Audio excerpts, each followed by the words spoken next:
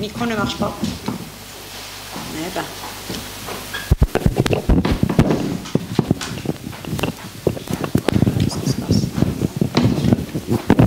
Allô, allô. Bonjour mesdames, messieurs, bienvenue au Forum del Moudjahid. Nous avons le plaisir de recevoir ce matin M. Sofiane Djilali, président du parti Dil Jadid. M. Sofiane Djilali, bonjour. Bonjour. Merci d'être parmi nous ce matin. Nous allons parler avec notre invité des élections locales, un scrutin qui vient boucler un processus lancé depuis décembre 2019 et qui tend à reconstruire les institutions de l'État. Les Algériens sont appelés aux urnes une nouvelle fois pour élire cette fois-ci de nouvelles assemblées communales et de wilaya. La question du statut et des prérogatives du PAPC est donc soulevée à nouveau au cours de cette campagne électorale. L'Assemblée élue est censée constituer l'assise de la décentralisation et le lieu de participation des citoyens à la gestion des affaires publiques, ce qui reflète la démocratie participative. Cependant, cette instance de base peine à répondre aux besoins des citoyens et aboutir à l'amélioration de leur cadre de vie. Nous allons donc essayer de débattre et de comprendre avec notre invité les défaillances et les dysfonctionnements qui freinent les communes dans leur développement local, du statut des élus locaux, du code communal et celui de la fiscalité, du développement local et des moyens dont disposent ces collectivités locales.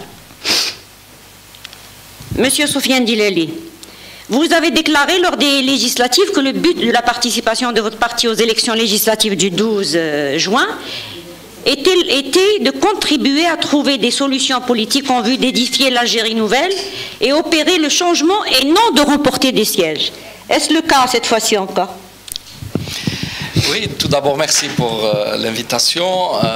Bonjour, salam alaikum Jamia. Il est vrai que l'Algérie entre dans une phase particulière.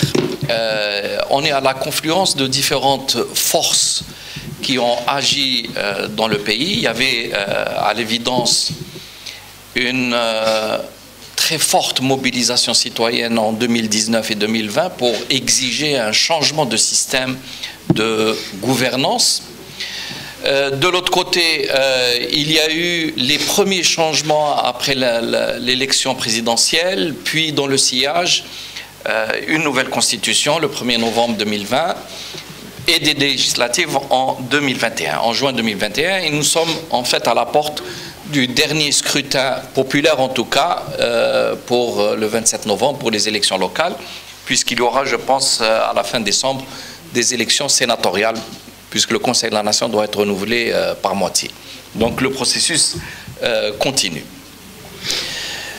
En tant que parti politique, on peut avoir deux positions ou deux axes de travail. On peut très bien considérer que les élections amènent des militants ou des représentants du parti vers des centres de décision, qu'ils soient au niveau de l'Assemblée nationale, donc l'Assemblée légiférante, ou au niveau des assemblées locales.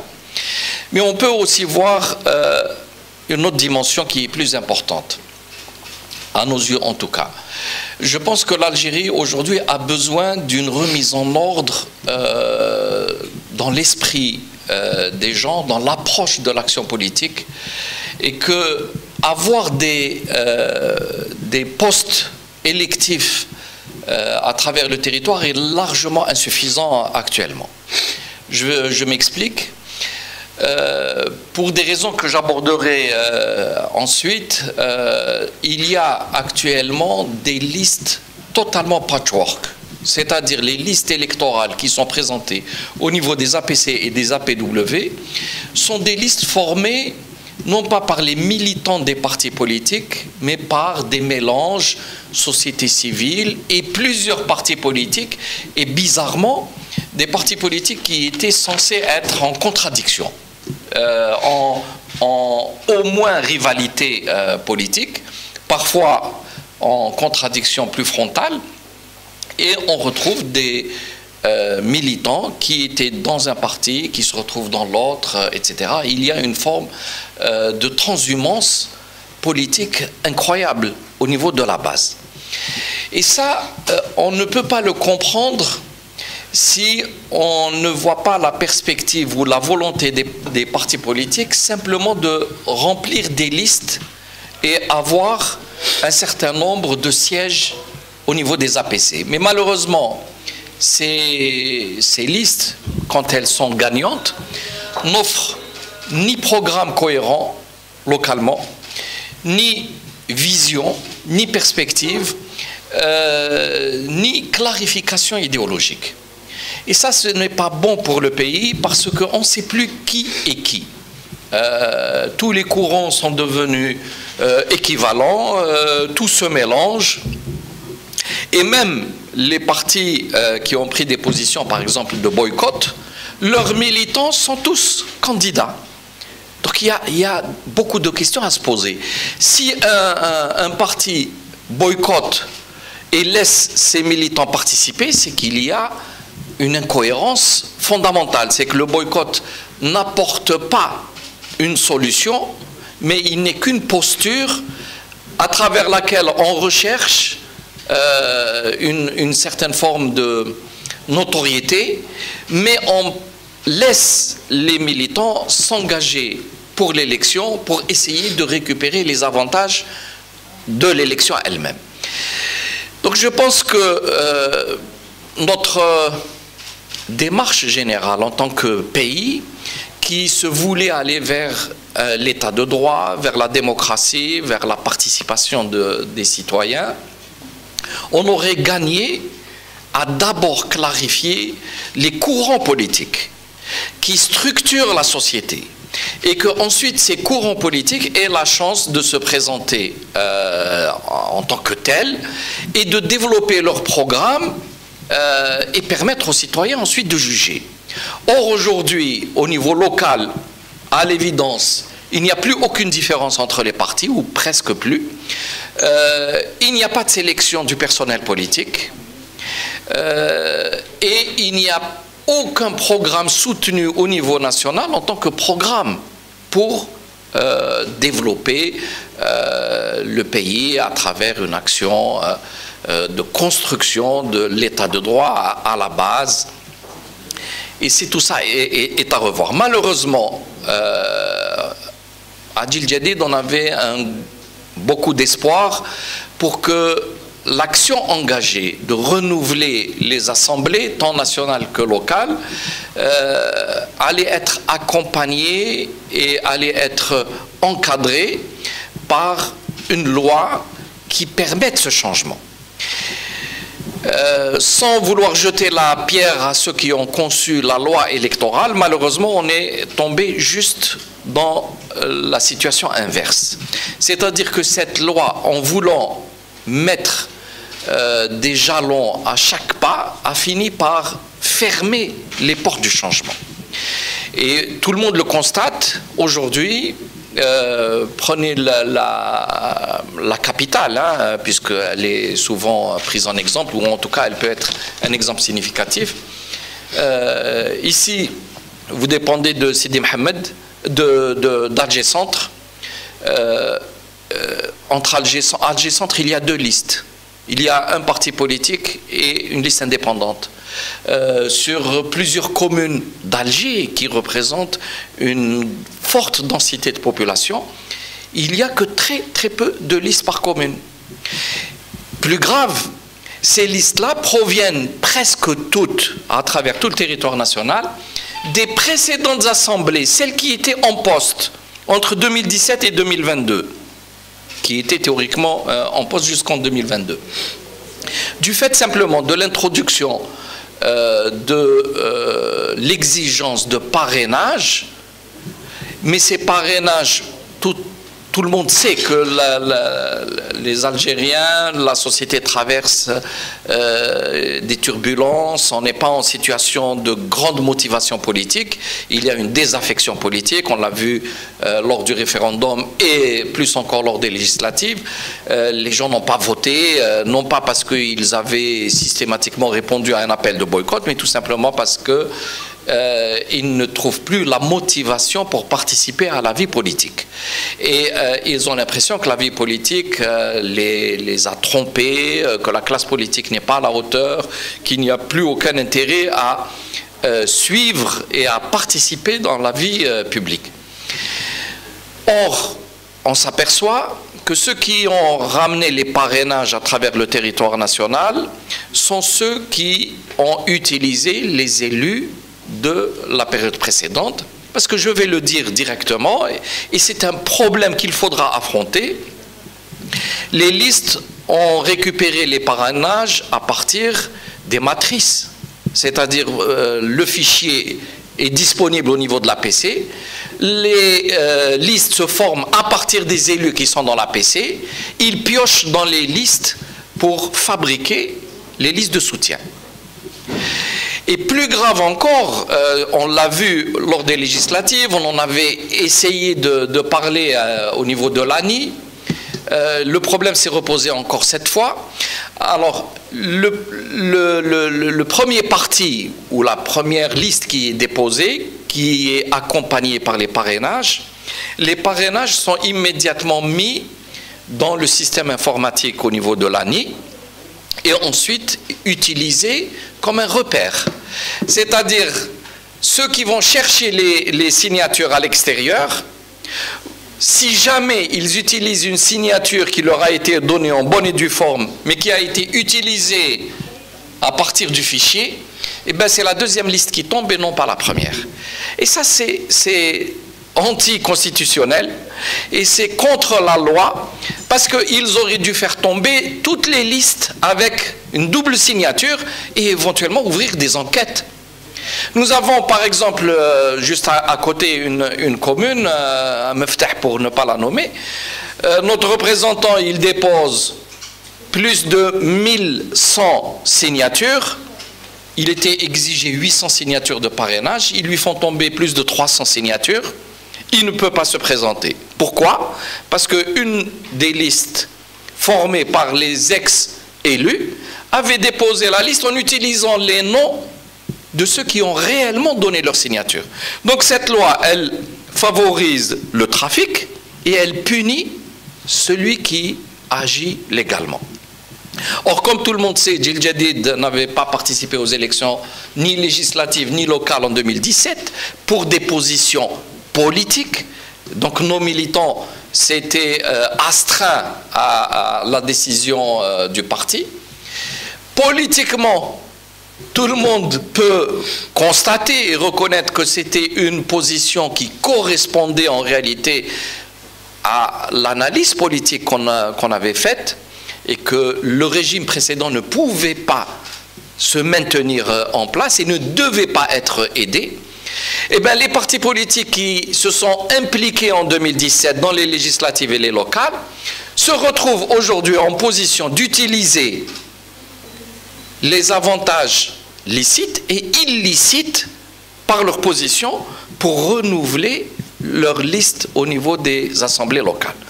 Et donc là, on attire encore une fois l'attention de la commission LANI pour leur dire c'est un grave problème qui se pose maintenant et qui va dévoyer la démocratie participative.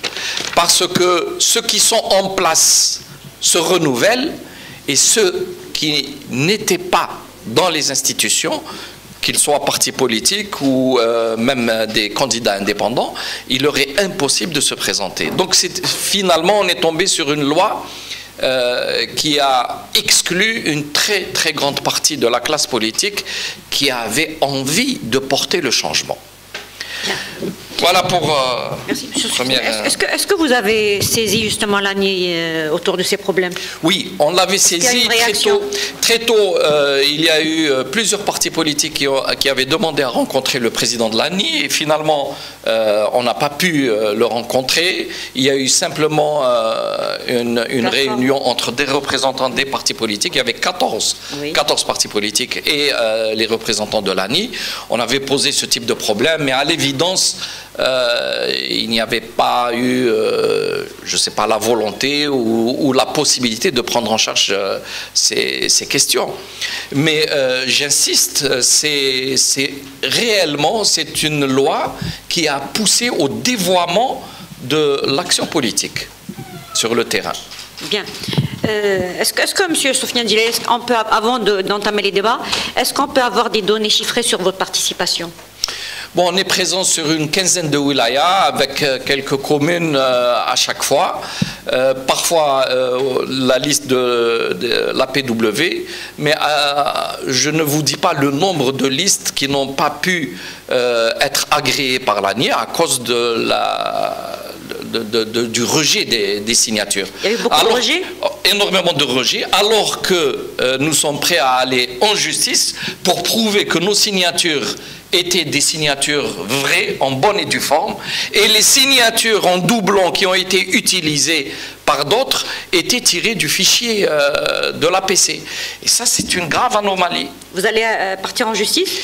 Je ne sais pas si on peut le faire, mais on aurait voulu que ça aille jusque-là. Et au moins, pour premier acte, c'était faire également exclure la première liste qui a déposé les noms. Oui. Il fallait faire tomber toutes les listes, pas simplement les suivantes. On avait souffert de cela aux législatives, et là, c'est devenu manifeste. Très bien. Vous avez parlé de boycott tout à l'heure, et on va parler d'abstention cette fois-ci. Est-ce que vous avez des appréhensions sur le taux d'abstention qui va avoir lieu? Est-ce que ça va être la même chose que pour les législatives? Est-ce que vous avez un espoir qu'il y ait plus de participation? Bon, je ne sais pas, vous l'avez peut-être constaté, nous n'avions pas fait une campagne médiatique au niveau national, mais je me suis déplacé déjà sur plusieurs wilayas. Entre autres, j'ai fait Belabès, Aït Mouchent, Tiaret, etc.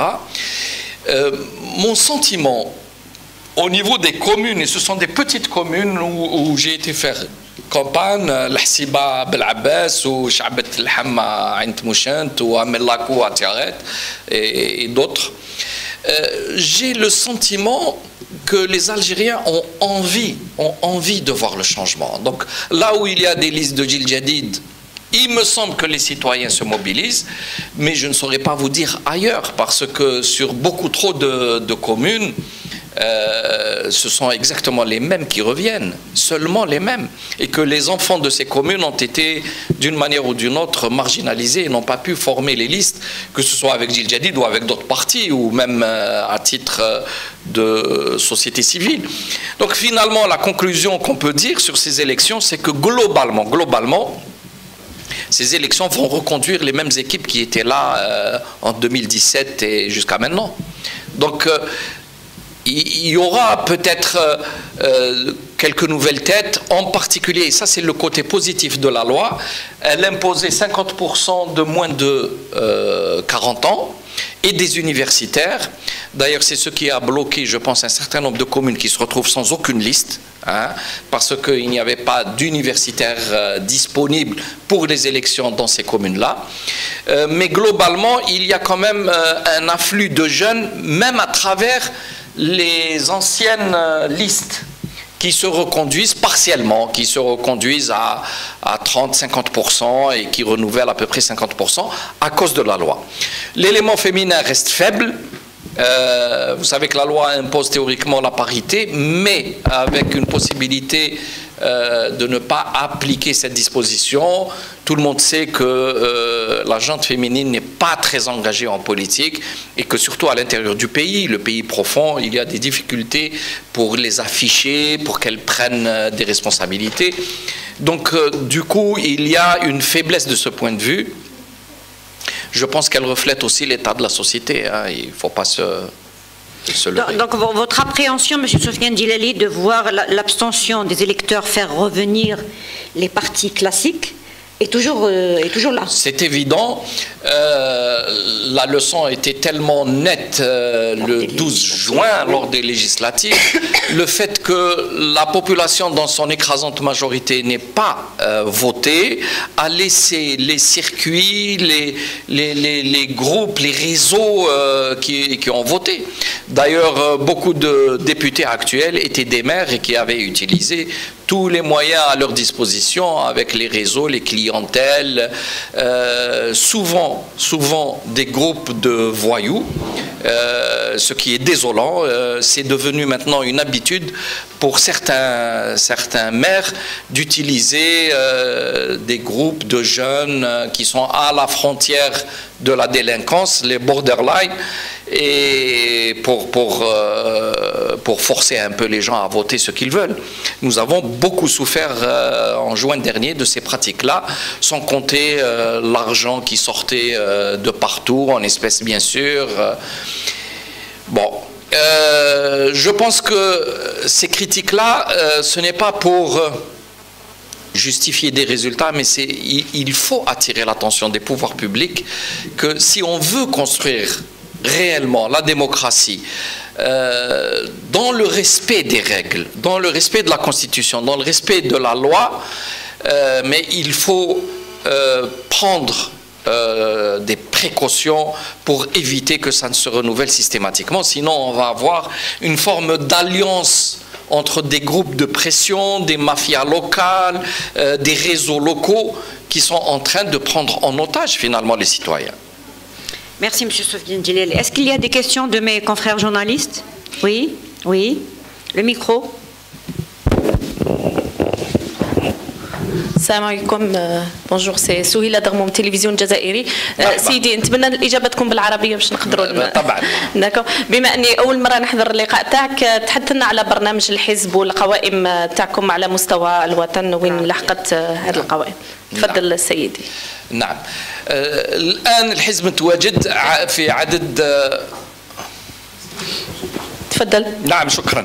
الحزب متواجد في عدد من الولايات عبر بلديات، منها بلديات يعني مهمة في العاصمة الولايات، والبعض منها في الجزائر العميقة، لأن عندنا عدد يعني لا يستهان من بلديات اللي في مناطق الظل. مهم جدا أن نذهب إلى عمق البلاد. البرنامج في كل مرة يعني القوائم هذه تتكون من مناضلين للحزب، لأن درنا اختيار ما يكونش يعني مزج مع أحزاب أخرى، لأنه نظن أنه حان الوقت باش الجزائريين يفرقوا ما بين الأحزاب والبرامج نتاعهم والمشروع المجتمع.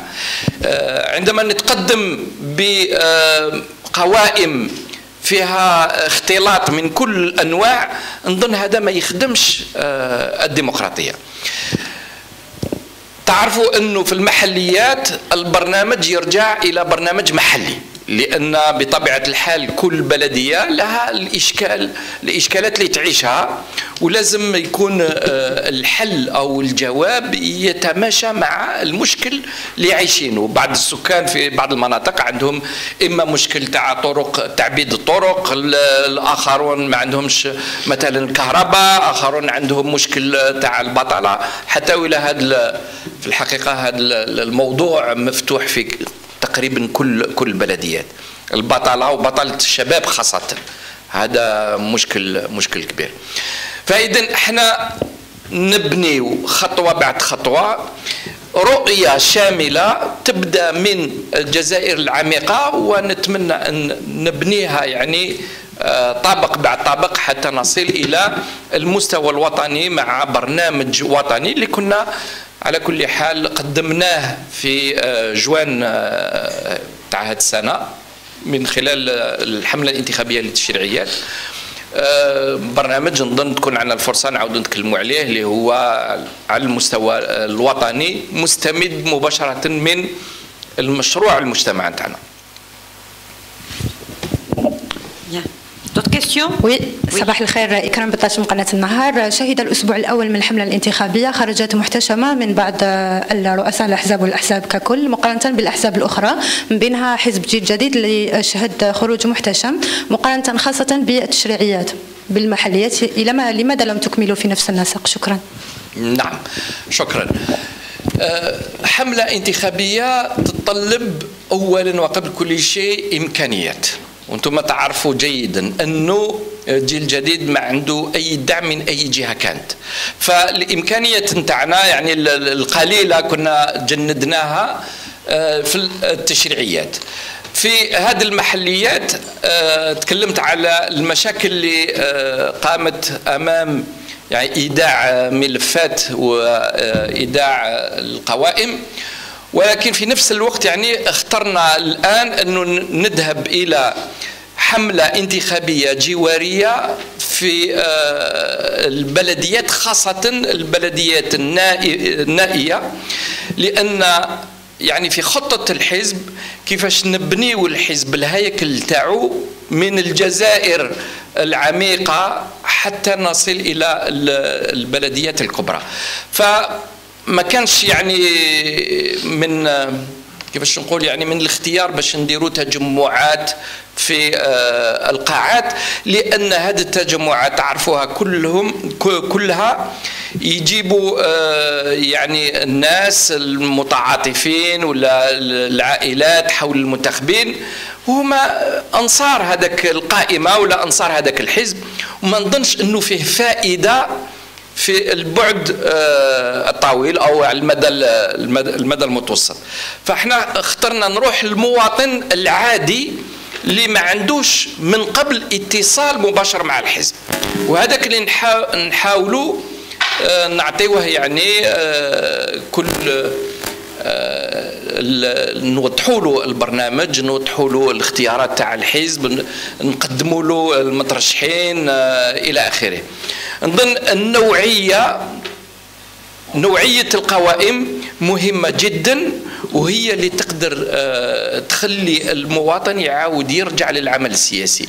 وهذا اللي شفناه في عدد كبير من البلديات اللي قمنا بزيارتها، حتى ولا قلنا ما روجناش على الإعلام الوطني، ولكن كي تروحوا الشبكة يعني الاجتماعية في الفيسبوك ولا انستغرام ولا تصيبوا كل الخرجات بالصور تاعها. Merci. D'autres questions? Oui.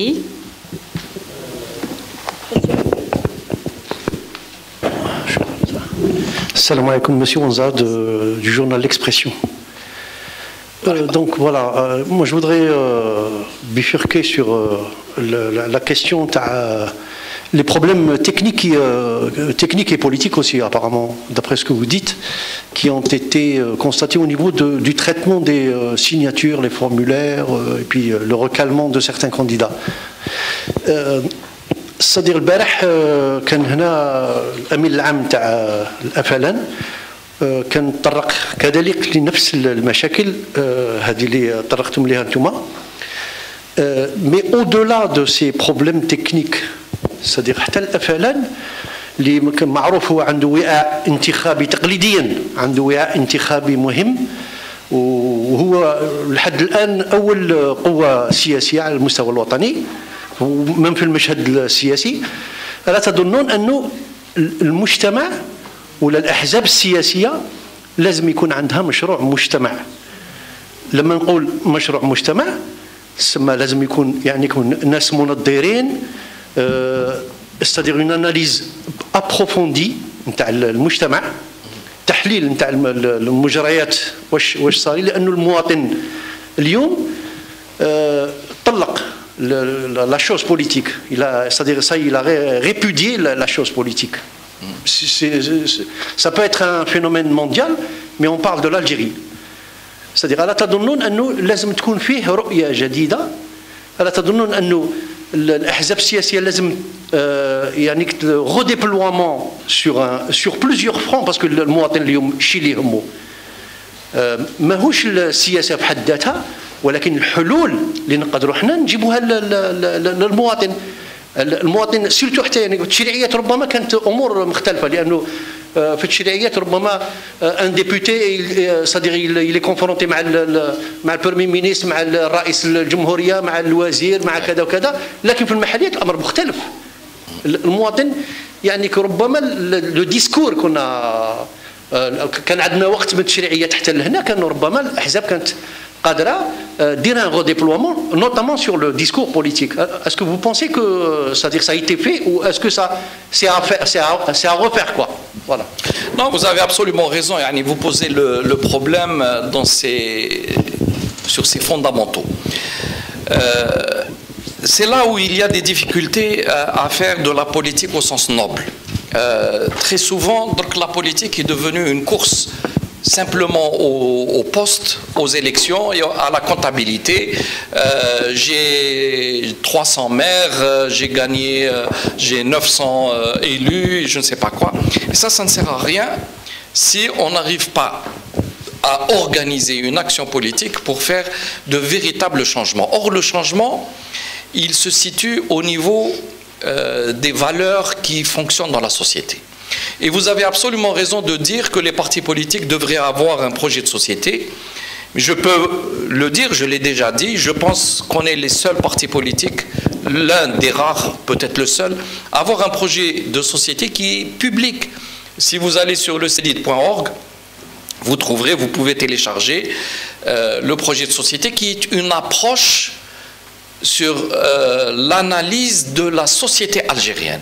Où sont les problèmes de la société en tant que telle, où sont ses points faibles, où sont ses points forts, comment réorienter cette société-là, régler, parce qu'il y a des problèmes de fond. Ce sont les problèmes d'abord, le conflit entre ce qui est la société traditionnelle qui a encore cours et la société moderne. Est-ce que nous travaillons pour construire une société moderne et avons-nous conscience de ce qu'est une société moderne? Est-ce que nous avons conscience des valeurs qui ont cours dans la société et celles qui nous manquent? Ensuite, quelle doit être la place et le rôle de la femme dans la société algérienne? Quel est le rôle de l'identité dans la société algérienne? Quel est le rôle de la religion dans la société algérienne? Ce sont les problèmes de fond que malheureusement, dans le discours de tous les jours, les partis politiques ne l'abordent pas. Tout simplement parce que soit ils n'ont pas de réponse, soit ils n'ont pas abordé ces questions, ou alors plus prosaïquement, et très souvent c'est le cas, les journalistes ne s'intéressent pas à ces questions, ne les abordent pas. Vous êtes invité sur un plateau de télévision, on ne vous pose jamais ce type de questions. On va plutôt sur ce qui fait le buzz, ce qui arrange au plus vite l'actualité. Et ça, c'est un problème. Donc, justement, Jil Jadid, ayant ce projet de société, lorsque je me déplace à l'intérieur du pays, lorsque je parle avec les citoyens, même dans des rencontres informelles, on aborde autant les problèmes que vivent au quotidien les Algériens que la source de ces problèmes-là, qui sont souvent en nous. L'Algérie est un pays grand. D'ailleurs, je regardais une carte de l'Algérie dans laquelle on incluait les cartes à la même dimension de certains nombres de pays européens. C'est extraordinaire la surface de l'Algérie. Vous avez une wilaya qui équivaut à un pays, et un pays actif. Et donc nous avons l'espace, nous avons des richesses de matières premières incroyables. Je ne parle pas du gaz, secondairement du pétrole, mais aussi des mines, etc. L'agriculture peut devenir une source de richesse incroyable, sans compter le patrimoine touristique, sans compter le patrimoine historique, sans compter... Mais tout ça n'est pas mis en ordre. Il y a comme un désordre dans la société, et c'est pour ça que l'action politique, lorsque vous proposez quelque chose de cohérent, de raisonnable, de stable, même les gens... Je parle de manière anonyme, la majorité, les citoyens, n'accrochent pas facilement, parce qu'eux-mêmes sont porteurs de beaucoup trop de contradictions, donc ils veulent simplement ce qui fait sensation, ce qui fait du bruit, ce qui fait... Et on oublie le travail de fond. Or, l'Algérie a besoin d'être remise au travail, l'Algérie a besoin de réfléchir le long terme, l'Algérie a besoin de construire des projets sur des années et non pas que sur l'immédiat. Donc, au-delà du projet de société, à Jil Jadid, on a présenté un programme politique. Et ce programme politique, vous pouvez avoir aussi accès très facilement sur le même site jiljadid.org. Là, on aborde comment transformer l'analyse de la société algérienne telle qu'on l'a perçue, comment l'aider à devenir une société beaucoup plus efficace, plus moderne, plus vivable. Parce que les contradictions de notre société font que l'Algérien vit un très grand malaise. Le phénomène de la harga ne peut pas s'expliquer simplement par un problème purement économique ou purement politique, dans le sens politicien. Malgré tout ce qu'on peut reprocher au système algérien, bon, les gens quand même s'expriment, défendent leurs projets, ils peuvent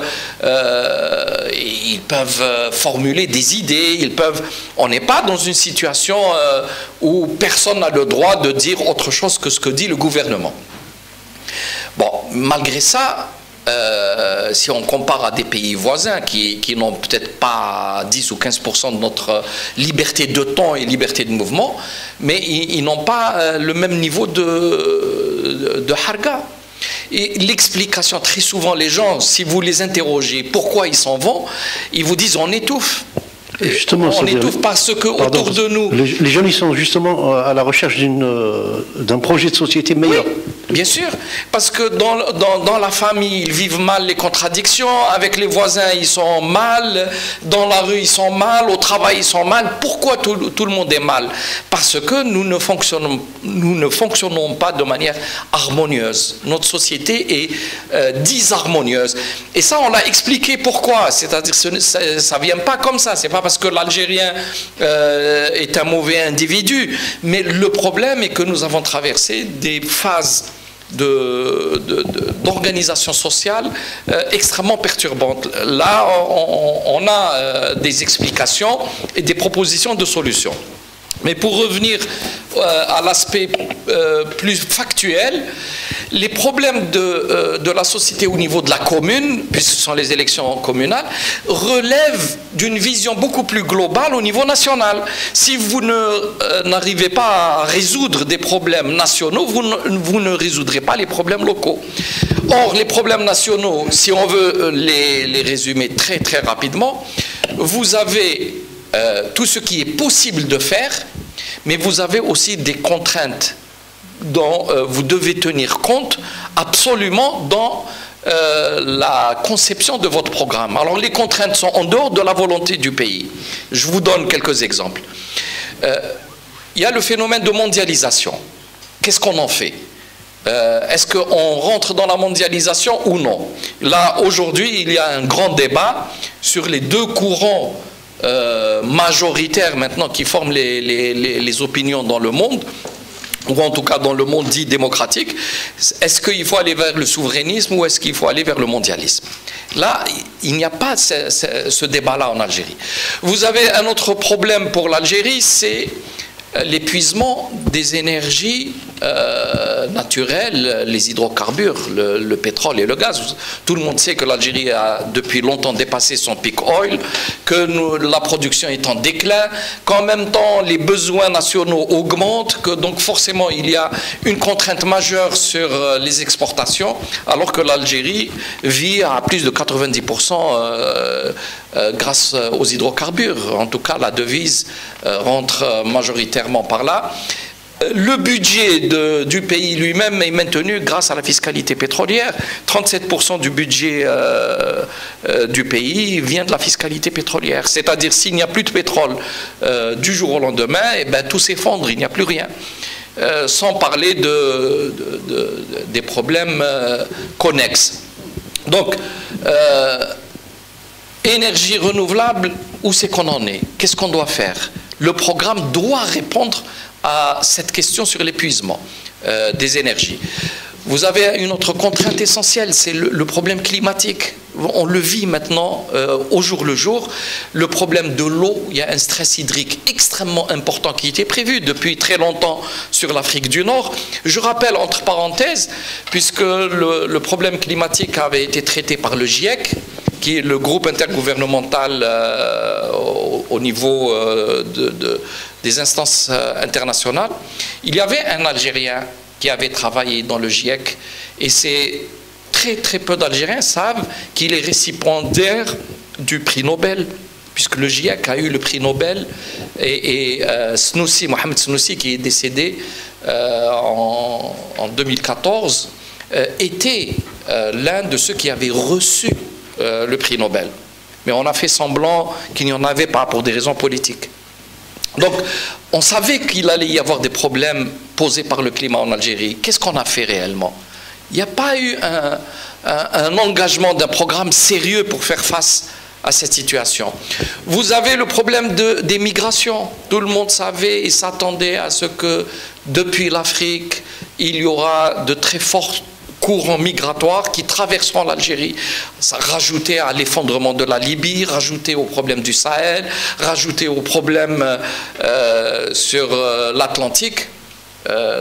Du côté du Sahara occidental, tout ça fait que l'Algérie allait devenir le couloir de cette migration, sans compter une émigration à partir de l'Algérie des cerveaux, de la matière grise. Il y a une hémorragie actuellement, beaucoup trop de cadres, des entrepreneurs, des médecins, des ingénieurs, des informaticiens vont faire le bonheur des pays de l'autre côté de la Méditerranée. Pourquoi il n'y a pas une prise en charge de ces Algériens-là? Ça fait partie de l'avenir du pays. Et donc, on peut citer, il y a 11 contraintes comme ça essentielles. Le système financier mondial, la dédollarisation actuellement qui est en cours, le problème du libre-échange au niveau commercial, les problèmes géopolitiques qui se posent et qui sont liés autant à l'énergie qu'au climat, qu'à l'eau, qu'à la migration, etc. Donc tous ces problèmes ne sont jamais abordés malheureusement, ni par les médias, ni dans les discours, ni... Ce qui fait, vous avez des campagnes électorales où les présidents de partis rassemblent un peu les ouailles, ils vont leur redire les mêmes phrases et les mêmes mots qu'ils répètent de campagne en campagne. Je crois que ça ne sert pas maintenant le pays, ça ne sert à rien. C'est une langue de bois qui s'est installée systématiquement. Il n'y a pas de nouveauté, il n'y a pas de créativité, il n'y a pas de sincérité souvent. Et les citoyens, ils n'y croient plus. Ils considèrent les politiques comme étant presque parasites par rapport à leur propre vie. Oui. Merci, Monsieur Sofiane Djilali. On va rester, si c'est possible, sur les problèmes de la commune aujourd'hui. Le statut de la commune aujourd'hui, pourquoi la commune, quels sont ces dysfonctionnements qui font que la commune, censée être l'assise de la décentralisation, n'arrive pas à répondre aux besoins des citoyens? Quels sont ces dysfonctionnements et quelles sont les solutions que vous proposez? Alors, vous avez des dysfonctionnements qui sont structurels et qui dépendent par exemple du choix de l'organisation de l'État algérien. Parce que un pays organise son action publique à travers des institutions et ces institutions sont pensées, réfléchies, conçues en fonction de différentes données. Le système algérien tel qu'il a été fait est un système centralisateur et les lois sont très souvent limitantes pour la prise d'initiative. D'ailleurs, on le voit maintenant, on parle encore une fois de l'amendement de la loi pour décriminaliser l'acte de gestion. Ça, c'est un gros problème où les gestionnaires ont peur de prendre une décision économique qui peut induire une perte. Je ne parle pas des vols et des détournements, mais quand il s'agit d'agir dans le secteur économique, il faut que le gestionnaire ait une marge de liberté importante. C'est le cas au niveau de l'APC. Le maire, même s'il a une très bonne intention, il a toujours peur d'engager des actions qui peuvent le mener à des difficultés par la suite. Donc on a des difficultés structurelles, on peut les aborder un à un pour ne pas être trop long. Mais on a des difficultés aussi réelles d'un pays qui était complètement sous-développé au moment de l'indépendance. En 1962, vous n'avez pas des cadres au niveau nécessaire pour encadrer, engager des actions locales, etc. Vous savez tous très bien que c'était géré au niveau central, mais parce que aussi ce choix a été fait par le manque d'encadrement. Maintenant, c'est très facile de dire que le système depuis 62 est comme ci et comme ça. Bon, mais je pense qu'on a beaucoup de critiques à faire au système en général, mais il faut systématiquement se replacer dans le contexte pour que les critiques soient réalistes.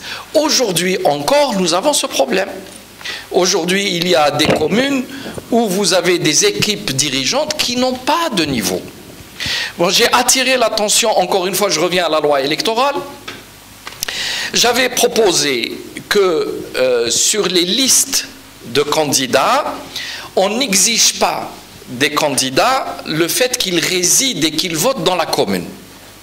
Pour la simple raison que de petites communes, lorsque vous avez des citoyens qui arrivent à l'université, qui obtiennent leur diplôme, en général l'université se situe au niveau du chef-lieu de wilaya, une fois qu'il est diplômé, il ne revient pas à la petite commune, parce qu'il va chercher un emploi qui corresponde à sa formation. Et donc dans les petites communes, très souvent, il n'y a pas de diplômés, ou en tout cas des diplômés qui ont envie de faire de la politique, car leur nombre est trop réduit. Il aurait simplement fallu permettre dans ces communes à ce que les enfants natifs de ces communes-là, même s'ils n'y résident pas, qu'ils puissent se présenter. Parce qu'une fois maire, il peut revenir à sa commune d'origine. C'est comme ça qu'on va enrichir humainement ces communes. Or, la loi est en train de les dégarnir, d'enlever toutes les capacités de ces communes-là, de ces communes pauvres, on les appauvrit encore humainement. Donc, ce problème de ressources humaines qui n'a jamais été sérieusement géré à tous les niveaux. Vous le savez très bien, même dans les grandes entreprises économiques, vous entendez parler d'un directeur qui a très mal géré et coulé une entreprise, ensuite il se retrouve responsable dans une autre entreprise de nouveau. On ne demande pas de résultats aux chefs d'entreprise, on ne demande pas de résultats chiffrés au président d'APC, on n'exige pas d'eux qu'ils ramènent de l'argent. Donc, si vous ajoutez tous ces problèmes, il y a le problème de la fiscalité. Par exemple, vous avez des communes qui sont le siège d'usines. Il y a des usines qui sont actives sur le territoire de ces communes. Mais comme ces usines dépendent de l'entreprise qui, elle, siège au niveau de la wilaya ou au niveau d'Alger, eh bien, les impôts ne vont pas à la commune, ils vont à la wilaya ou la commune qui est l'hôte de ces entreprises. Et ça, c'est injuste. Parce que, encore une fois, la plus-value créée au niveau d'une commune, qui devrait profiter à la commune elle-même, se retrouve absorbé, siphonné par un chef-lieu de wilaya qui est déjà riche. C'est le cas, prenez la wilaya d'Oran, à Oranville, vous avez d'énormes entreprises, parmi lesquelles des entreprises d'envergure internationale. Mais même si elles ont des activités dispersées sur plusieurs autres communes, mais il n'y a que la commune mère qui en bénéficie. Là, il y a quelque chose à revoir. La taxe d'habitation est à revoir. Il n'est pas normal qu'un habitant à Hidra paye la même somme qu'un habitant qui se retrouve fait, je ne sais pas, un aperdu dans une commune pauvre à l'intérieur du pays. Ou même sur la capitale, dans la wilaya d'Alger, celui qui habite El Biar ne doit pas payer la même chose que celui qui habite Kalitos ou la Glacière. Donc ils doivent faire intervenir des impôts locaux différenciés en fonction aussi de nos villes. Notre urbanisme n'est plus respecté, on a tout mélangé, on crée du social dans des endroits qui sont de très grande valeur patrimoniale, et on jette des zones résidentielles dans des endroits qui sont presque insalubres. Donc il y a quelque chose à revoir complètement dans notre façon de gérer le pays. Des questions autour de cette thématique? Bon, oui.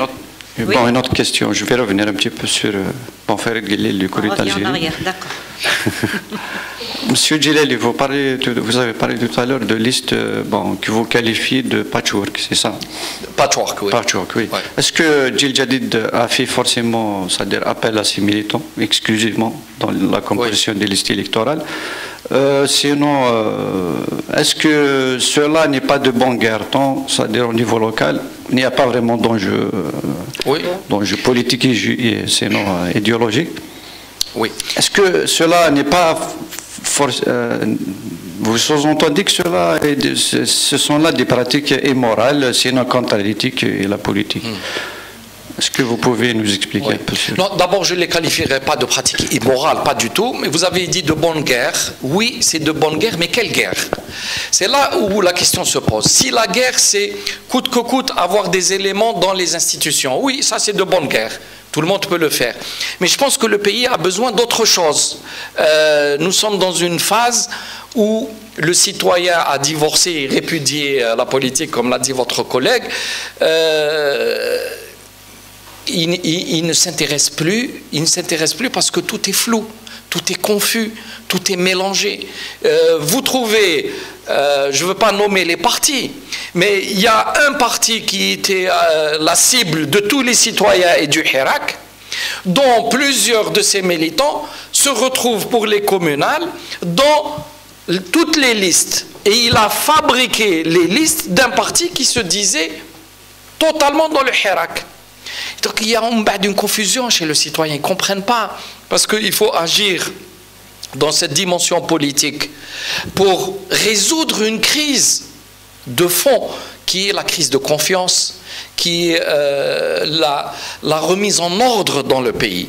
Donc ces pratiques-là, si on était dans une situation entre guillemets normale, stable, ça peut se comprendre. On veut placer quelques éléments par-ci par-là, on fait des négociations et on aurait pu faire des alliances. D'ailleurs à ce sujet, je vais juste vous donner une information éventuelle. Au début de la campagne de préparation des listes, il y avait une tentative de faire une alliance. Mais faire une alliance d'un seul coup sur le plan national était compliqué. Parce que les partis politiques, certains ont des militants dans un endroit, pas dans un autre. C'est à négocier. Donc, on était amené à faire des listes communes sur un certain nombre de communes seulement et de laisser les partis libres sur d'autres. Et bien, systématiquement, l'ANI, au niveau de ces wilayas, nous a bloqués. Elle nous a empêchés de faire ces alliances. Alors que ce sont des alliances avec des partis de la même obédience. C'est-à-dire que là, ça se comprend.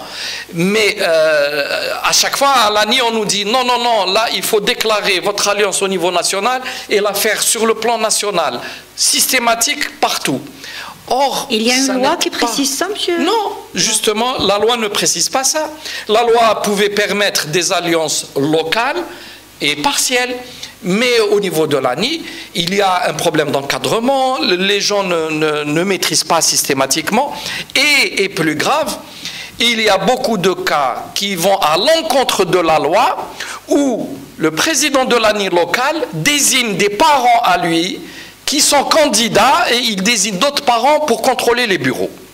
Et vous ne pouvez rien faire, le temps de faire le recours, de parler, les portes sont closes. Alors que la loi ne le permet pas.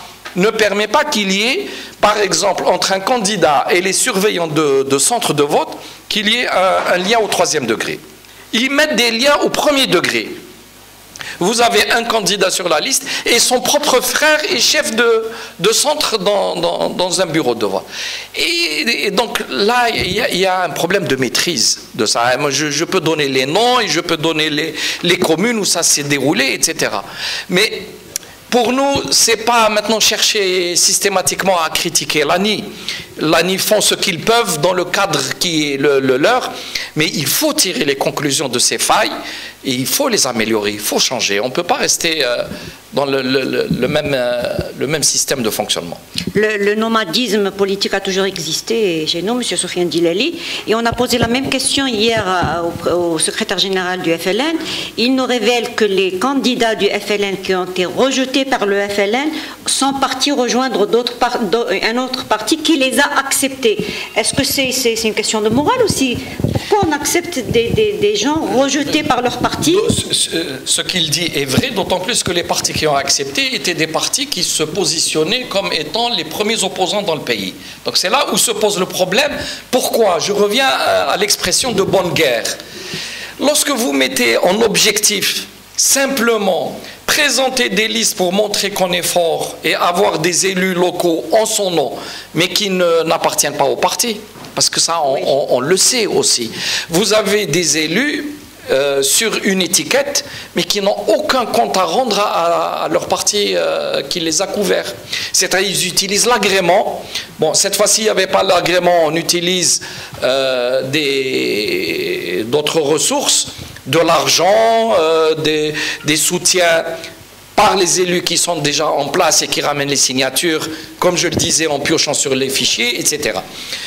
Donc, tant que le cap, l'objectif stratégique d'un parti politique, c'est simplement l'enjeu des postes, ben on tombe dans ce type de travers. Alors que théoriquement, un parti politique doit développer un discours cohérent, un projet de société, doit former ses militants. Je rappelle qu'à Jil Jadid, nous formons les militants sur 5 degrés de formation, ça va de l'initiation, en passant par le projet de société, le programme, la géopolitique et les grands courants idéologiques dans le monde. Donc on essaye de former. Et ce sont ces personnes-là qui répondent à un profil très généralement jeune, universitaires, sans exclure ceux qui sont un peu plus âgés, ils peuvent être aussi très bons, mais globalement la tendance est vers la nouvelle génération. Et donc c'est leur donner la possibilité de s'aguerrir à l'action politique, d'aller faire campagne. C'est ça notre intérêt à nous, à Jil Jadid. Notre intérêt n'est pas simplement de dire on est présent sur 1000 communes. Oui, mais comment vous expliquez, M. Soufiane Djilali, que des partis classiques contestés, rejetés par la population, arrivent à mieux mobiliser les citoyens que vous, les partis dits démocrates? Comment on explique ça? Quand vous avez un parti qui a autour de 20, 30, 50 milliards de centimes par an en subvention d'État, qui utilise des milliers de locaux, est-ce que vous comparez de manière raisonnable avec un parti politique qui a 0 centime de subvention? Vous ne pouvez pas. Oui, vous savez très bien que la capacité de mobiliser les citoyens, il faut des moyens, mettre à leur disposition le transport, louer les salles, avoir des locaux sur place, souvent payer le sandwich, je le dis entre parenthèses pour rire, mais louer les salles, ramener les cadres, leur payer l'hôtel, la restauration. Vous n'avez rien à Jil Jadid, vous avez 0 centime. Oui, mais le discours est important aussi, M. Soufiane Djilali. Le discours est très important, c'est pour ça que Jil Jadid existe par son discours, il n'existe pas par l'argent. Oui, mais ça veut dire que le discours n'arrive pas chez le citoyen? Non, c'est pas qu'il n'arrive pas chez le citoyen, mais vous ne pouvez pas, dans le monde, et c'est connu, vous ne pouvez pas faire de la politique sans aucun moyen. Or, on a fait ce défi-là, on l'a relevé, et on va étaler sur le temps notre travail, c'est-à-dire au lieu d'obtenir, si Jil Jadid avait, comme certains partis politiques, 50 ou 100 milliards de centimes à dépenser durant la campagne des législatives, je peux vous assurer qu'on aurait eu un tout autre résultat. Bon, ça c'est la réalité du terrain qui l'exige. Bien. Oui, allez-y. نولي الموضوع اللي تناولته حين يقولوا باللي les diplômes ne font pas la compétence. Oui. C'est-à-dire on a eu le résultat, احنا شفنا النتائج في عدة بلديات من بينها وهران باسكو كنا من وهران. بلديه تاع وهران حنا كنا صحفيين نقولوا باللي كيفاش هذه وهران ما عندهاش ولادها، كاين غير جماعه لافلان، كاين غير جماعه هادو كذا وكذا وكذا اللوبيات تاع الاخر. جابوا un universitaire bardé de diplômes, ça a été la catastrophe. Oui. Et quand il est sorti, quand il a été poussé à la sortie, خلى une facture نتاع قريب 60 مليون نتاع كاوكاو ولوز وشوكولا. Et il ne recevait personne. هذا c'était un universitaire. Donc c'est-à-dire le diplôme حنا بالك ربما حنا بالك الفهم نتاعنا بارابور البلديه توجور نشوفوها على اساس انها يعني تريق المشاكل تاع الطرقات تاع الضوء كذا، بصح عمرنا ما شفناها على اساس انها بلديات يعني تقوم بمهام، تقدر تقوم بمهام اقتصاديه ويعني لا لي افيك لو سوسيال لو كولتورال وكذا وكذا. مازال ما شفنا يعني في السابق كنا نشوفوا كانت هناك سكون ابل توأمات مع عده بلدان اوروبيه ربما عربيه افريقيه وكذا، اون ا فيو البروسيسيس هذا حبس البلديه ولات داخله في صراعات نتاع كما قلت لك تاع اللوبيات نزع الثقه بلاصي الهواري بلاصي عبد القادر سفيان وهي رايحه صديق الاشكال درك راه كاين فريق عمل حطوا سياده الوزير الاول حطوا باش يعني اعاده النظر في قانون البلديه ولا الاخر اسكو حتى التسميه نتاع بلديه ربما لازم لها تطير. On ne parle pas assez de territoire. C'est un territoire, on parle d'un territoire où il y a ce qu'on appelle des études socio-économiques ailleurs, pour ne pas dire France, en Europe, en Norvège, en Islande, les pays anglo-saxons, des enquêtes périodiques, mais des enquêtes périodiques socio-économiques, parce que le territoire est ماهوش figé, ماهوش حابس. إذا ما هي نظرتكم أنتم يعني كحزب سياسي في هذا الخدم واسكو عندكم يعني اقتراحات جديه وبراتيك من اجل النهوض باسكو نهضروا بزاف على لي بريغاتيف نتاع نهضروا بريغاتيف تاع اسكو سي بروبليم دو بريغاتيف جوستومون رئيس البلديه بس ما نهضروش على في القانون كاين بلديات اللي ما تحصلش ميم با لا فيسكاليتي نتاعها ما تبغيش تحصل في لا فيسكاليتي كما قلت انت 2021 مازال كاين ناس في لو سومي دو كونسيستونس ما يعرفوش تاعهم ان سومي دو كونسيستونس تاع المير ما يعرفش ولا سومي دو كونسيستونس تاعو مازال لو لويي يخلصوه ا 20000 دينار لو موا سي امبونسابل. Je veux vous aborder un problème très sensible, c'est en fait la qualité de l'homme politique. On peut revenir même à des écrits savants de Max Weber, le savant et le politique. Est-ce que l'universitaire peut être un bon gestionnaire et un bon politique surtout? Non. Un universitaire peut être un exécrable gestionnaire. Parce que manager les hommes, ça nécessite d'autres qualités. Donc, est-ce que ça exclut les universitaires de la gestion? Là, non plus. C'est-à-dire qu'il est préférable d'avoir quelqu'un de bien instruit, de bien formé, qui sait ce qui se passe, qui a conscience et qui en même temps est un bon manager des hommes. Comment on va les obtenir, ces gens-là? On va les obtenir lorsque vous avez des partis politiques qui sont installés, qui fonctionnent régulièrement, qui font de la formation en interne, qui font progresser leur cadre d'échelon en échelon. C'est là où ils vont apprendre comment gérer les hommes. Parce que ce n'est pas quelque chose qui est inné. Gérer les hommes, ça s'apprend. Or, on peut avoir, par exemple, dans d'autres secteurs, on prend un médecin, on lui confie un hôpital, et ben, il ne saura pas le gérer. Parce que ce n'est pas sa fonction. Mais si on prend un bon universitaire qui a fait de la gestion et du management humain, il peut le faire. C'est là où je disais il y a un grave problème à tous les niveaux. Au plus haut niveau, en Algérie, on ne connaît pas notre ressource humaine.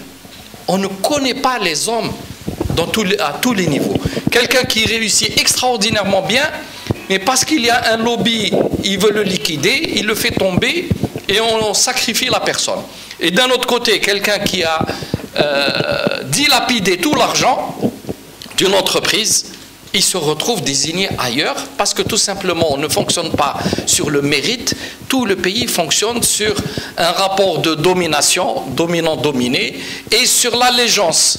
Si vous prêtez allégeance et il y a la loyauté, le responsable vous garde et vous traîne avec lui.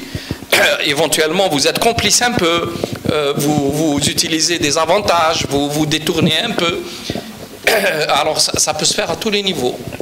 Au niveau d'une commune, c'est le foncier, c'est on refait les trottoirs une fois les 6 mois, et juste après avoir refait le trottoir, on va le creuser de nouveau pour passer un tuyau, et on le refait, on refait les carrefours, c'est connu. Et tout ça parce que c'est des contrats de gré à gré. Si vous avez par exemple un marché qui dépasse les 10 millions de dinars, il doit passer par la commission, et bien qu'est-ce que font beaucoup de responsables? Ils vont saucissonner le marché et ils vont le donner de gré à gré avec des valeurs de moins de 10 millions de dinars. Mais la réalité est qu'à la fin, le coût est 3 ou 4 fois plus cher parce que l'argent est parti de tous les côtés. Donc à vous entendre, M. Soufiane Djilali, ça va prendre beaucoup de temps pour changer. Il est évident, il faut revoir réellement les programmes de formation à l'éducation, au primaire. Il faut... Le primaire, chez nous, c'est quoi? C'est un enfant qui part, il va avoir... on va le dresser, entre guillemets, face au maître. Et s'il bouge, il reçoit la règle sur le bout des doigts. Hein, peut-être un peu moins de punition physique maintenant, mais il y a encore un problème. On lui apprend à réciter par cœur un certain nombre de choses, c'est-à-dire qu'on veut faire de nos enfants des disques durs. On leur bourre la tête, on leur exige. Je l'ai vu, je l'ai dénoncé publiquement, un enfant au primaire, dans le livre scolaire, on exige de lui de savoir comment faire un mandat postal. Est-ce que c'est raisonnable? Un mandat postal, maintenant il n'y a plus de mandat à la poste. On apprend à nos enfants des choses d'abord qu'ils n'en ont pas besoin. S'ils devaient en avoir besoin, c'est à partir d'un certain âge où il peut se présenter à la poste et ça il peut très vite savoir le remplir. J'apprends à l'enfant à répéter par cœur un texte sur comment remplir un mandat postal. C'est de la folie. Donc, il faut apprendre à nos enfants à réfléchir. Il faut avoir des têtes bien faites, pas des têtes remplies. Ils apprennent tout par cœur, y compris jusqu'à l'université. Je vous parle d'un cas, par exemple, il y avait une université, une école un peu, je ne veux pas la nommer, il y avait entre guillemets, des gens par piston rentrés dans cette école-là. Très souvent, ils venaient de familles un petit peu aisées, etc. Ils n'étaient peut-être pas les plus forts sur le plan de la répétition, mais par leur vie sociale, ils avaient des contacts, etc. Ils ont serré les vis, ils ont exigé les notes au bac. Ensuite, ce sont les bacheliers qui ont les meilleures notes qui rentrent. Malheureusement, les meilleures notes, comme vous disiez tout à l'heure, non seulement souvent ils ont un souci comment manager, mais ils ne savent que apprendre. Donc petit à petit, on est en train de sélectionner des universitaires en fonction de leur capacité de mémoire. Et donc, bon, on va concurrencer peut-être IBM ou là pour construire les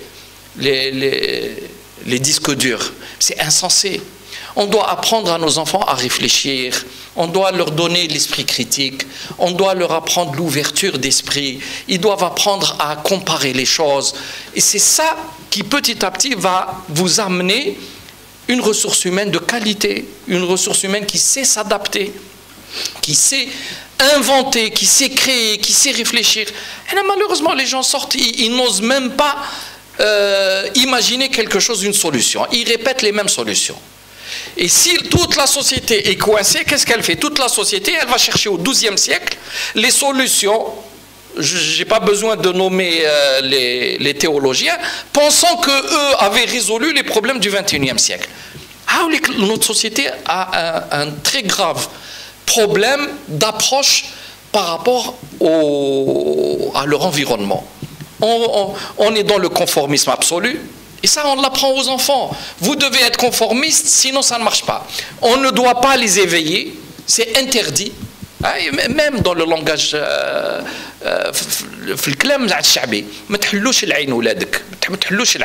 qu'est-ce que ça signifie? Ne lui ouvre pas les yeux, dans le sens, il ne faut pas qu'il comprenne ce qui se passe. Parce que si vous lui ouvrez les yeux, vous allez avoir des soucis avec lui, parce qu'il va poser trop de questions. Ou l'être l'autre, ensuite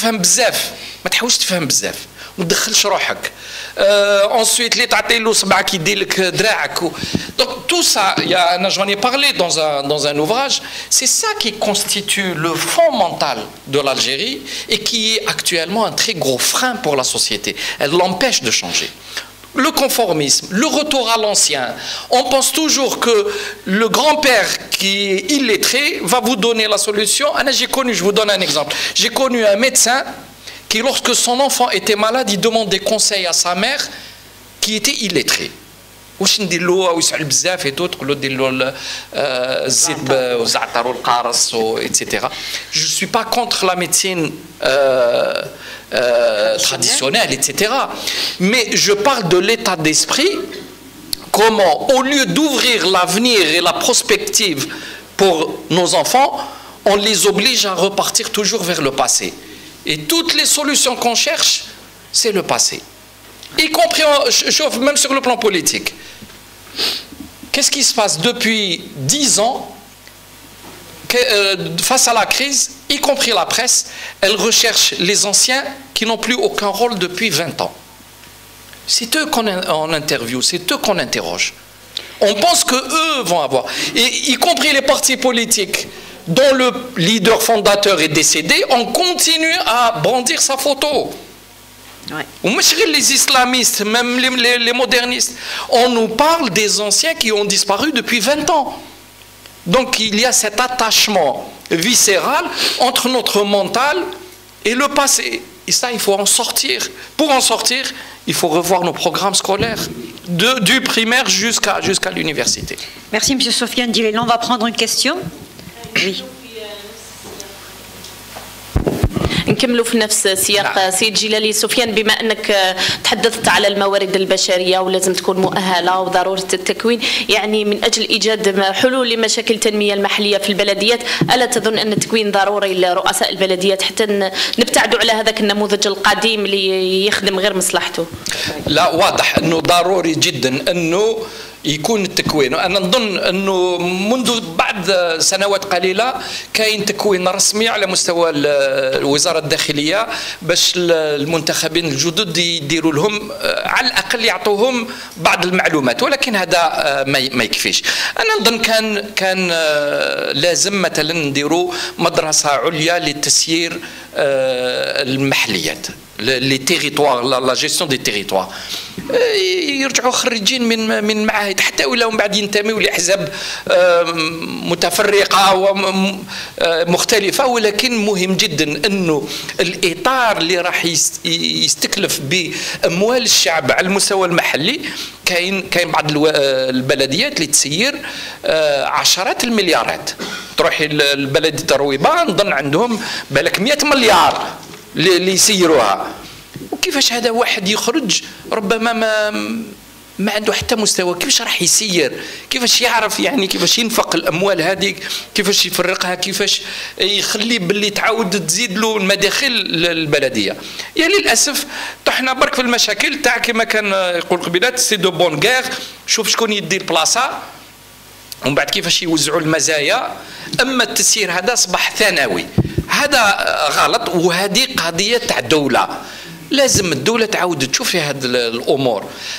دوك درنا شغل كلي ربطنا روحنا سيستيم دورغانيزاسيون، منظومة إدارية، وقال لازم نطبقوها مهما كان، ومن بعد كي نشوفوا الصعوبات تاعها نحاولوا نخلقوا يعني إمكانيات للتصليح ولكن للتعقيد. دونك طلعنا في نزيدوا نطلعوا في قال الاستمارات، ومن بعد ما نخليش الناس الكل تتقدم، ومن بعد دخلنا في واحد المتاهات. لا، الاشكال لازم ناخذوه من الاصل، من الجذور. كان عندنا جامعيين يعني عدد هائل، ونسبه كبيره منهم كي يخرجوا من الجامعه ما يصيبوش منصب شغل، وتصيبهم في كل المدن، في كل البلديات، حتى البلديات الفقيره تصيبه يرجع مسكين ما عندوش خدمه. علاش نكونوا عدد هائل من الناس اللي ما عندناش الامكانيات باش غدوه ندمجوهم في سوق العمل؟ ومن جهه اخرى عندك احتياجات كبيره تاع التكوين وما نديروش هذاك التكوين. أنا كاين تناقضات كثيرة، لازم إعادة النظر في تسيير المنظومة السياسية والإدارية ككل، وهذا اللي لازم يجي بالتوافق، ما لازمش يجي بالاصطدام.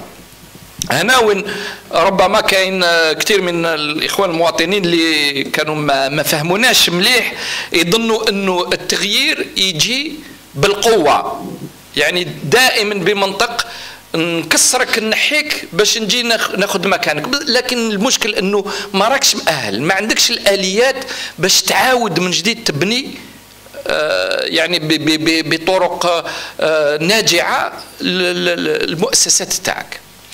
نزيد كلمه برك في هذا الاطار، يعني العلاقه ما بين الاطارات والمستوى تاعهم.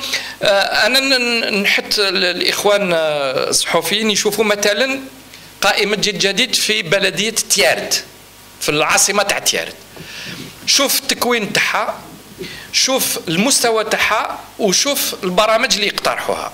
ولو كان ان شاء الله احنا عندنا يعني امل باش يقدروا ينجحوا ولا ينجحوا، تبعها ترجع لك بلديه نموذجيه في البيئه، في النظافه، في امور عديده جدا اللي راها في البرنامج تاعهم. فهذا اللي مهم، هذا من صلاحيتنا. انا نفضل نقدم عدد قليل من القوائم، ولكن تكون عندها قدره حقيقيه لتغيير الواقع اللي يعيشوه، باش غدوه المواطن يفهم انه هنالك مخارج ممكنه ونعموا هذا النموذج. Oui, il y a une question. La question ne va pas répondre. Laquelle? Les propositions. Oui. Oui. لحد الان مازال ما يعني ما درناش الاقتراح رسميا، لحقنا مشروع التغيير، ولكن عموما انا نظن انه مهم جدا انه تكون المشاركه تاع المواطن واعاده النظر في المعامله ما بين المنتخبين والمواطنين. مثلا يحتم عليهم القانون لازم يقدموا حوصله للمواطنين بعد مهله من التسيير، كل 6 شهور مثلا لازم يديروا اجتماع مفتوح بحضور موثق، ويديروا يعني يعطيوا المشاريع ويعطيوا المصاريف ويفهموا المواطنين. Qui ne se fait pas, personne ne rend compte. يديروا دي ديليبيراسيون ا وي كلو، ومن بعد ينيغوسيو مع الشيف الدائره ولا مع الوالي، يجوزوا واش يجوزوا والباقي والشعب ما على بالوش. C'est une question de mentalité. La loi permet d'aider à faire évoluer les mentalités par certaines obligations. Il y a le problème de la fiscalité locale, il y a le problème des impôts locaux, les impôts d'habitation, il y a le problème actuellement de l'hygiène publique. C'est une catastrophe. Nos villes sont devenues comme des poubelles. C'est inadmissible, inacceptable. Et pas que les villes, même la campagne. Même vous avez les feux de forêt, malheureusement, qui ont causé des morts et des dégâts immenses. Bien sûr qu'il y avait peut-être la faute des autorités qui n'avaient pas tous les moyens, les canadaires, etc. Ça, il y a eu beaucoup de départs de feu à cause des déchets, à cause des bouteilles en verre jetées dans la forêt elle-même. Vous voyez la côte est, si vous faites la côte, j'ai été effrayé par les décharges en plein air sur la côte. Oui. Sur la côte, c'est insensé. Comment on peut accepter ça? Et pourtant, ça fait partie parce que les gens tendent à dire que les élus n'ont pas de prérogatives, et pourtant ça fait partie de leurs prérogatives, et ils ne le font pas. Il y a des marges de manœuvre, mais ils ne le font pas parce qu'ils sont intéressés. Donc le problème n'est pas un problème de prérogative. Pas que, mais ça c'est un problème important. Et normalement, j'ai interrogé pourquoi vous jetez les décharges publiques le long des routes sur le bord de la mer. Absolument. J'ai cherché à comprendre. Oui. Qu'on ne peut pas faire des centres d'enfouissement parce qu'il y a des citoyens qui refusent. Ah bon? Alors, les citoyens refusent le centre d'enfouissement dans des zones protégées, donc on jette sur la route. Oui. Non, il y a une autorité publique dans le pays, il doit y avoir, c'est les pouvoirs publics. Et il y a quand même des choses qui sont inadmissibles. Je ne parle pas de les maladies qui se propagent, les infiltrations des eaux, des ordures dans les nappes. Et puis, quelle image on donne aux étrangers? Et puis les étrangers qui passent sont choqués. On en a entendu des gens. On est choqués nous-mêmes déjà. Même dans la capitale, Alger, il n'y a aucun entretien sérieux. Et pourtant, ce n'est pas ce qui coûte le plus cher. Vous estimez qu'il n'y a pas un contrôle aussi sur le travail des maires, monsieur? Non, il n'y a pas un contrôle sur les maires. On sait tous qu'il y a des maires qui agissent de manière illégale. Je vais vous dire, un de nos militants a eu un problème. Il a ramené, c'était à Chlef il y a quelques années, il a ramené, pas très loin de là où il travaillait, il y avait un tas d'ordures, Hachakou, qui restait là depuis des semaines. Il a payé quelqu'un, ramené un camion, ils ont chargé les ordures et les ont jetées. Il a été esté en justice par la mairie pour avoir fait un acte qui relevait de l'autorité publique et non pas de l'autorité privée ou de l'action privée. La même chose dans une autre commune, pas loin, dans la wilaya de Tipaza. La même chose, c'est le cimetière qui est devenu une décharge. Et le fait de dénoncer ça, la personne a eu de très graves problèmes avec le maire, qui l'a esté en justice, ils lui ont monté toute une histoire, soi-disant elle l'aurait insulté alors qu'elle ne l'a jamais rencontré. Et c'est pour vous dire que c'est pas normal. Et les autorités sont au courant. Mais ils ferment les yeux parce qu'ils ne veulent pas créer trop de problèmes, ils ne veulent pas que ça bouge, ils ne veulent pas... Non, il y a un manque de civisme flagrant. Vous entrez le vendredi dans une mosquée, l'imam vous fait un prêche sur l'hygiène en islam, oui. Mais à l'entrée de la mosquée, il y a l'état d'ordure. Non, je suis désolé, il y a quelque chose qui cloche dans notre société. Il faut attaquer ces problèmes-là de front. Ça ne fait pas plaisir à certains. Ils ont l'impression qu'on touche à la dignité lorsqu'on parle des vérités. Mais on ne peut pas soigner ces maladies si on n'en parle pas sérieusement. Bien. On va terminer avec une dernière question, M. Soufiane Djilali. Une réaction de votre part sur ce qui se passe à nos frontières? Ce qui se passe à nos frontières est aussi un des problèmes les plus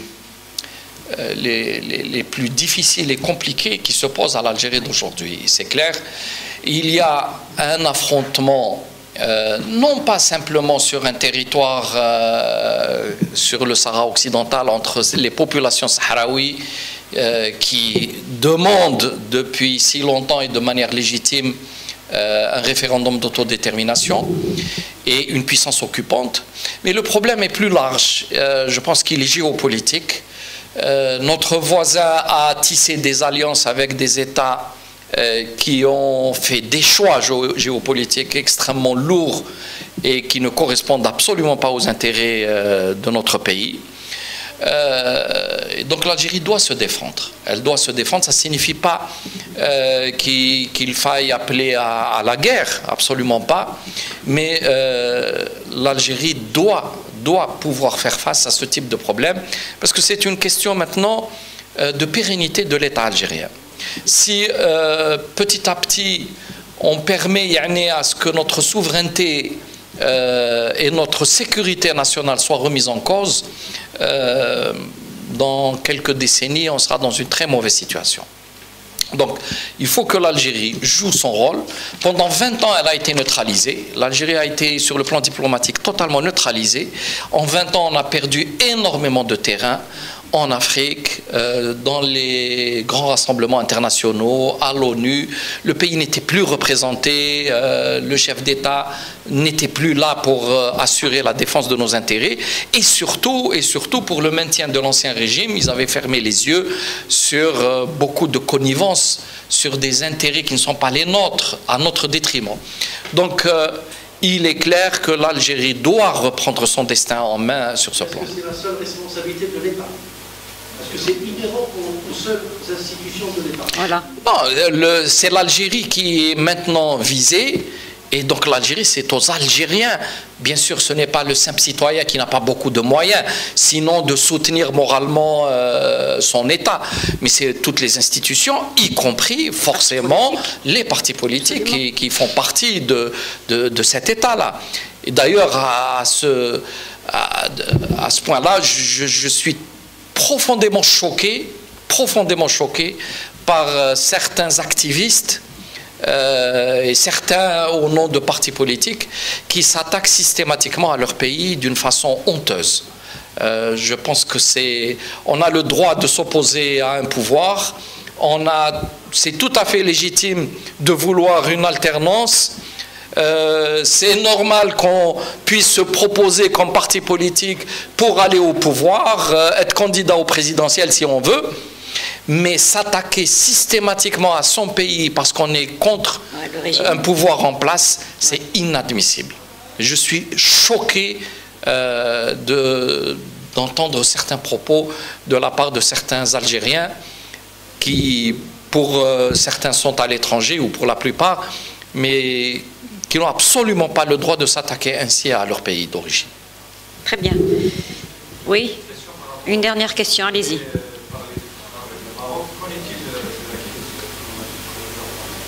Avec la France.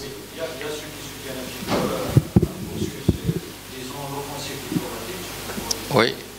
Il y a des acteurs de son politique, c'est-à-dire qui interviennent sur le plan économique, qui prennent un certain pragmatisme qui évoque un petit peu la révision des accords stratégiquement réalistes sur le terrain.